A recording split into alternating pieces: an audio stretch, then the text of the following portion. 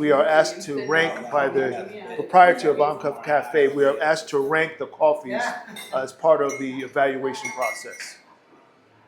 So I'm currently ranking the coffees based on my first go around of tasting.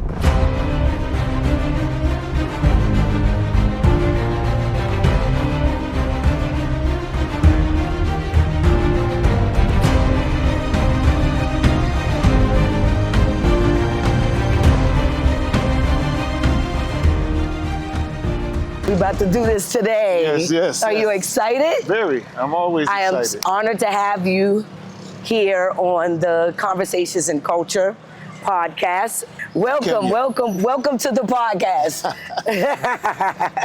Luxury entrance, I love it. Okay. All right, y'all. We are back for Conversations in Culture. Ride with us. And we have an amazing guest here today with us. I'm excited about this interview. As we're going along in this journey, I'm learning a lot from our guest, and I am just excited to be able to share their stories with you all, as you all been requesting information about different businesses we are able to do here, and now you get to hear from the experts. So without further ado, can you please introduce yourself to our audience? Well, thank you, Kia, and thank your company for bringing my journey to the forefront. My name is Kevin Morrison, actually Lawrence Kevin Morrison. I used Kevin for reasons I may share today, but we'll see. I've been in Kenya going on 8 years, traveled the continent of Africa for 12 years, visiting 9 countries, and decided to settle on Kenya for reasons to be disclosed during our discussion today. Yeah, so once again, thank you for allowing us to share your story. Thank you for your time, because I know you're a businessman and busy. Mm-hmm. So thank you for the time. So let's get into it. Who is Kevin? Where do you come from? Tell us, how did you end up here based off of your childhood and all that great stuff? Well, listen, you said start from the beginning. Yes. So, I always take it back to the ancestors. Okay. So my initial ancestral root comes obviously from my parents, mm-hmm. who are, my mother was born and raised in South Carolina. Okay. Came to Connecticut in her early 20s. Okay. My dad was actually born and raised he was born in Tennessee, mm-hmm, mm-hmm. And then moved to Connecticut at a very young age with my grandparents. Okay. My grandfather was an astute business person who had the opportunity, or created his own opportunity, let me say that right, mm-hmm. earned a way to create a nice compound of land in a small city in Connecticut called Waterbury, and they are kind of laid in the groundwork for what it means to accumulate based on work and effort. Wow. He accumulated land that actually he ended up gifting to my parents, mm-hmm. where we built our home, and actually gifting land or selling land for a deep discount to my grandmother's brother, okay. Obviously my uncle. So we had a compound of 3 houses plus even more land that we in Waterbury. And eventually, I always say this, my grandfather, my paternal grandfather, my father's father, was a man that left, quote unquote, the country, mm-hmm. in rural Tennessee, mm-hmm. but rural Tennessee never left him. Wow. So he bought land. He actually eventually cultivated that land with fruit trees, gardens. That was my grandmother's things. Mm-hmm. We eventually obtained horses, built a barn, kept a stable. My grandfather was an avid hunter, so we always had hunting dogs around. And my early childhood was spent being rural in a metropolitan area. Okay. If you can call Waterbury that. Some people may debate that, because Waterbury is a small city. Mm-hmm. But we were known as the, folks were called the hill section of Waterbury, mm-hmm. that lived on the hill, that had horses and hunting dogs. And my grandfather was fortunate enough to even gift the grandkids a pony. So we even had our own pony growing up. So we were, quote unquote, above average.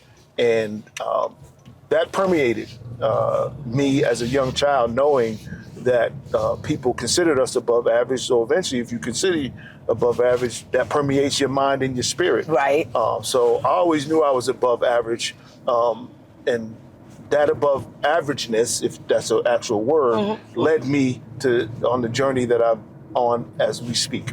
Wow. So just listening to that, it sounds like you come from an entrepreneurial spirited community and family. Let's go deep into that a bit. As a child, seeing your grandfather, seeing the community that they built, as you grew into your teenage year and your young adult years, how did that those experiences start to craft who you would eventually become in your earlier years? Very good question. Actually, let me dial it back to the origin story I told you in regards to being born and raised in Waterbury, Connecticut. At the time I mentioned earlier, all three of our families owned houses and land on that compound. Right. My grandparents, my mother and father, and my grandmother's brother. His name was Melvin. Melvin Graham. Melvin and his wife had accumulated some wealth as well, and my uncle Melvin actually owned a dry cleaners. And then I later found out he actually co-owned a gas station as well. So that entrepreneurial seed was planted mainly by my uncle Melvin and my aunt Hattie, which was her name. So knowing that that was even possible as a young Black American in Connecticut. And Connecticut, you know, people associate Connecticut with rich and mostly white folks, but there's a whole lot of Black folks in Connecticut, and we were one of those families that landed there. Could I ask a question really quick? I know historically we as Black folks had a great migration. Yes, ma'am. Is this, did your family participate in that? Yes, for sure. My grandmother and grandfather, paternal, my father's parents, were migrated from Chattanooga, Tennessee, to Connecticut. As I stated earlier, where my dad came with them as a young child. My grandparents proceeded to have 5 more children. Wow. A total of 6 in Connecticut. Built a house on the land that I talked about earlier, and then gifted a plot to my mom and dad where me and my brothers were born in.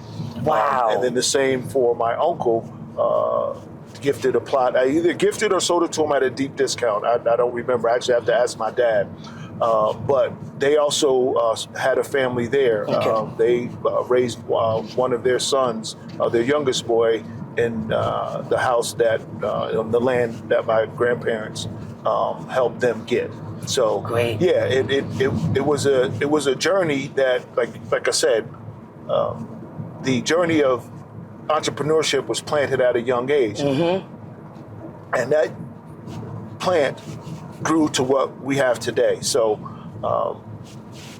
I ended up visiting my uncle at his dry cleaners. I remember doing that as a very young age. And if anybody knows anything about, well, we all know something, a little bit about dry cleaners because we have used it at some point in our life. He had a dry cleaner back when the chemicals were way more toxic than they are now due to the regulations. So I just remember the smell and the presses, you know, which they still use to this day, visiting him at the dry cleaners. So, you know, fast forward to me now being a young man in school, and I always knew I was different, and I've been able to articulate that, I won't say recently, but articulate that or crystallize it most recently as part of my journey here, because I knew I was different, and I knew I was in a place that was hostile at minimum, at maximum hostile, at minimum willfully ill-informed. And when I say a system, what I mean by, I sat in elementary school as a child, and actually, and I'll diverge a little bit because I ended up befriending a man from, I think, Serbia, Yugoslavia, and I was amazed how much nicer he was to me than people, you know, than non-Americans. Than Americans. As a non-American, exactly. He was much nicer to me and befriended me, and actually looked up to me. Yes. And we were in the same class. And that always struck me because I would sit in class and listen to teachers say only white European men were great. Ooh. And I always question that because I'm like, yeah, that doesn't make sense. Right. I mean, first, second grade, I don't know what it was. Like, yeah, that doesn't make sense because my grandpa and grandma are great. My mom and dad are great. So how could only white men be great? This doesn't make sense. You know, like I said, we were considered upwardly mobile, very upwardly mobile in our neighborhood. You know, my uncles would regularly ride the horses around town. Wow. Around our area, around our land, and then also, you know, around town. And when I say horses, full-grown horses, and we would take our pony out and ride our pony. You know, so imagine being able to ride a pony as a child. So, like I said, people looked up to us, especially kids. Like, you got a pony? Right. Which at that point, every kid wanted. So I always knew I was different, and we were different. I didn't realize how different we were until I started progressing in life. Okay. So, long story short, you know, probably about 11 to 12, as my dad told me, he didn't have to worry about me. I was already goal-oriented, already knew I was smart, so I wanted to get good grades. He didn't have to say, you need to get good grades in school. And I say that because, you know, being a dad myself, I remember reaching out to my dad, raising my sons, and saying, hey, Dad, you know, what did you do with you know, at this age, 12, 13? He's like, I had to do nothing. You went straight. So, and which didn't help at the time because I needed some help. But then it kind of clicked. I'm like, yeah, you know what? Yeah, he's right. Because by then I was delivering papers. I was a so you already paper boy. Yeah. Entrepreneur. Exactly. Yes, already an entrepreneur. And for those of you that don't are too young enough to know, you actually used to have to hand deliver newspapers to people that subscribe to the newspaper to their home, and that was a way for a young man as young as 12 years old, or even younger, to earn money. And you were responsible. You bought the papers at wholesale, you sold them at retail, and you were responsible for collecting the money, paying off the newspaper company, and keeping the profit for yourself. So I was a paper boy, and I would deliver morning edition and evening edition, which means before school, I would deliver papers, and then after school, I would deliver papers. Eventually, you made it to Kenya, or the continent. Yes. And started operating as an entrepreneur, as you've always done. Tell us about what you do here in Kenya. Our primary focus here as a company, as an organization, is import-export. We either consult companies that are looking to import to export between the United States, South Africa, and Kenya. And we do that on both sides of the equation. So American companies that want to export to the Kenyan and South African market, we consult or we get involved in directly, and then vice versa. Kenyan organizations that want to export to the United States, as well as South African organizations that want to export to the United States. We either get involved directly or we consult companies to help them make the connections with, you know, things such as distributors and retailers in the States. Okay. Wow, that's a lot. You've been able to expand into other countries while mobilizing from Kenya, correct? Yes. And my journey started actually in West Africa. Ghana, Nigeria, and Burkina Faso. So you started off in West Africa, but how did you let's get back to, how did you end up in Kenya and then getting into exporting and importing? Well, let's dial it back to West Africa. I was contacted by a lifelong friend that I met in college. He was working for a nonprofit organization, and they were addressing the issue of not having good food in Philadelphia, South Philadelphia. So their strategy was to solve that problem by building an aquaponics farm. An aquaponics farm is basically a farm that combines raising vegetables and fish in a system, enclosed system, in a water-based system. Oh. And I'll just leave it at that. Okay. We won't get into the details. Okay. But we have built an aquaponics farm in Philadelphia, and the aquaponics farm was in a storefront, so you could see it from the street. So one day, the president of the African Caribbean Business Council of Philadelphia walked by our farm and said, "What is this? And we have a trade mission going to Nigeria. You need to come with us to show this to Nigerians and Ghanaians that are looking to do business." So that's how I started my African journey. And from there, met dignitaries, ambassadors, presidents of countries, and eventually developed interest in East Africa. Okay. And I reached out to some East Africans that I had met, and one of them invited me to come to Kenya. Okay. He said, "Kenya, you need to come to Kenya for look for opportunities." And then by then, East was my last part of my journey, because I already been to Southern Africa, Botswana, South Africa, Eswatini, and then I made my way to Kenya. Okay. And that's how I got here. And at that point, I was ready to be fully committed to the continent. And I just was figuring out, where am I going to make this full commitment? Is it going to be in the previous 6 countries I had visited? Yeah. Or is it going to be in Kenya? Okay. And then that's when I decided the final 2, because actually my initial country was Botswana, for reasons we probably won't get into today. But realizing Botswana was too small, I was like, okay, well, I got to go to a bigger economy, which, of course, in Southern Africa, the biggest is South Africa. Yes. And then finding out that Kenya's economy is one of the tops as well. Yeah. After visiting here, I was like, okay, now it's between South Africa and Kenya. And the deciding factor for me was that Kenya had more opportunity and less barriers to entry.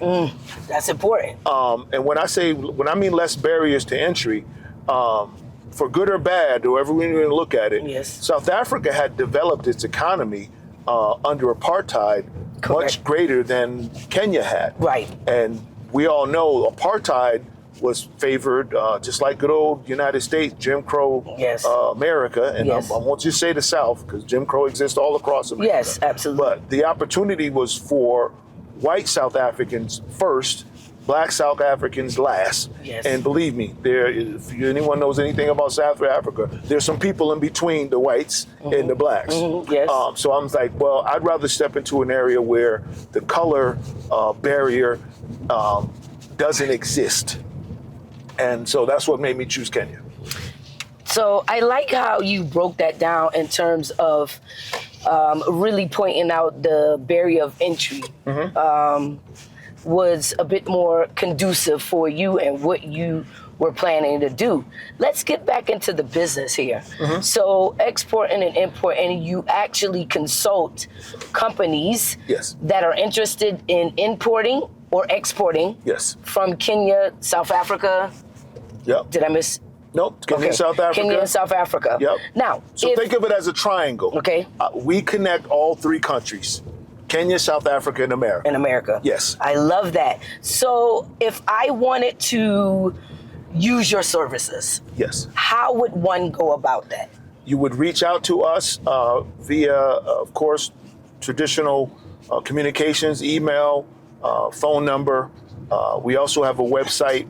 Can you let the audience know? Yes, of course. Yes. My email address is Kevin, Kevn, at Morrison, Morrison, grp.com. That's G as in George, R as in Robert, P as in Paul.com. So that's Kevin at Morrison, grp.com. Our American phone number is 203-808-8966. That's 203-808-8966. And then our Kenyan phone number is 254-704-359-254. And we'll have all of that in the description. All right, so I'm here with Kevin. You saw us in the car. He gave us some gems about exporting and importing, the business that he's been doing here for about 8 years now, yes? Yes. And so now we're here at one of his clients' coffee tasting. Yes, this client plans to get into the coffee business by exporting the world's second largest consumed beverage, which is coffee, to let's assume its top market, which is the United States, because we drink coffee as Americans. So, what better way to explore and offer the best that Africa has to offer by sending one of its best commodities, coffee, to the United States? So where are we at right now, like specifically? We at a place called Amka Cafe. Amka is a local coffee brand and cafe brand that has a location in the central business district of Nairobi, Kenya. They are looking to also enter the American market on a larger scale with their green beans and roasted coffee products. So we're here today to do an official tasting of their finest roasted coffee. Yes. So y'all come join us. We're going to show you what is actually happening right now in real time. Thank you, Kevin, for having us here. And you're going to walk us through this whole thing, right? Yes, I am. All right, let's go. It just hit someone Red Bull. I see. And guys, as we're going through this is his actual client. Yes. Doing the tasting. So Yes. Cupping. It's called cupping in the coffee business. I keep messing it up, y'all. Sorry. He's doing the cupping right now, but this is his actual client. So y'all seeing this again in real time. You ain't gonna get this nowhere else but on Traverze Culture. That's all I got to say. Yeah. Presently, we are in the midst of cupping the coffee varieties that are offered by Amka Cafe. The cupping process is that you taste each of the coffees that have been brewed 3 times and determine what best fits your palate and your taste. And then we are asked to rank by the proprietor of Amka Cafe. We are asked to rank the coffees as part of the evaluation process. So I'm currently ranking the coffees based on my first go around of tasting. Kevin, what are we doing now? Basically, I'm taking out products from the variety of manufacturers that are located here on the continent of Africa. Okay. These products that you see here represent Kenya and several other countries, including South Africa, Mauritius, are the other 2 countries where these products are manufactured. As I told you in our discussion yesterday, Africa has a wide range of manufacturing capability, textiles and apparel being one of the areas of manufacturing capability that Africans have mastered. As we all know now in the United States, there's a big push or big fight over the whole tariff scenario. So many entrepreneurs in the United States that offer textile manufactured products are seeking those products outside of the traditional manufacturer, as we know as China. So you can get blue jeans made here, high quality blue jeans that you see here. These are made in Mauritius. You can get shoes made. These leather shoes are high quality craftsmen made in South Africa. This woven basket, this woven basket, which is a decorative item and of course utilitarian item, is made here in Kenya. These sunglasses, made in Mauritius. Wow. You have got to be kidding me. No. Today, I've actually had a chance to recently pick up samples from one of our American suppliers, which is an alcohol manufacturer. And they make, located in Louisville, Kentucky, a business owned by 3 brothers called Bro Brothers. And of course, being from Kentucky, the alcohol that Kentucky's known for is bourbon. This is their signature bourbon. This is what they started the company with 12 years ago, and they will soon be exporting in a larger scale. We've already exported on a small scale to Nairobi. The exports that we sent earlier were samples that we tested in the market, and with the products have been well received. Now we're moving to full-blown launch. Can I say I want to be like you when I grow up? This is freaking amazing. No, honestly. Thank you. You are doing an incredible, honestly, an incredible job. If no one has told you, King, keep doing it. Thank you for guiding us. Thank you for being, I told you the other day when we were sitting, I said, man, I love the way, how humble you are, how chill you are. You say you just live a little longer, but that also comes with your wisdom. Mm-hmm. Thank you. This is, can I curse? This is fucking dope. Man, okay. No, honestly, I'm excited. Yes. So make sure I got everything. Yeah, because the other there's coffee in here. So. All right, so let me ask you this question. I'm super excited about this. Mm-hmm. I love to see us actually doing what we say we're doing. And if you didn't see it today, you see it now. That us, a part of the diaspora, even the local Kenyans, are really building some great entrepreneur opportunities here in Kenya. But I wanted to ask a question really quick. So if I wanted to start manufacturing Traverze shirts here. Yes. And export them to the States. Yes. I do that through you. Yes. You do that through me. And you help with the shipping. Yes, we help with logistics. We make sure you fully understand the tariffs, the taxes, and the duties. Understand how the products get from port to port and then from port to your doorway. Because there's various ways you can do it. Obviously, cost related and convenience related. All those things play a factor into the import-export business. So a lot of you have all been asking for the Traverze shirts. I think I'm going to get into the export business so you all can start getting Traverze shirts in bulk. Is there anything else you want to share with the audience? Yes, because you mentioned T-shirts. Okay. These T-shirts are manufactured in the same place where the jeans are manufactured. In Mauritius? Yes. Wow. Look at that. So, man, I don't even know what else to ask. Is there anything else you want to share with the audience as we wrap this up?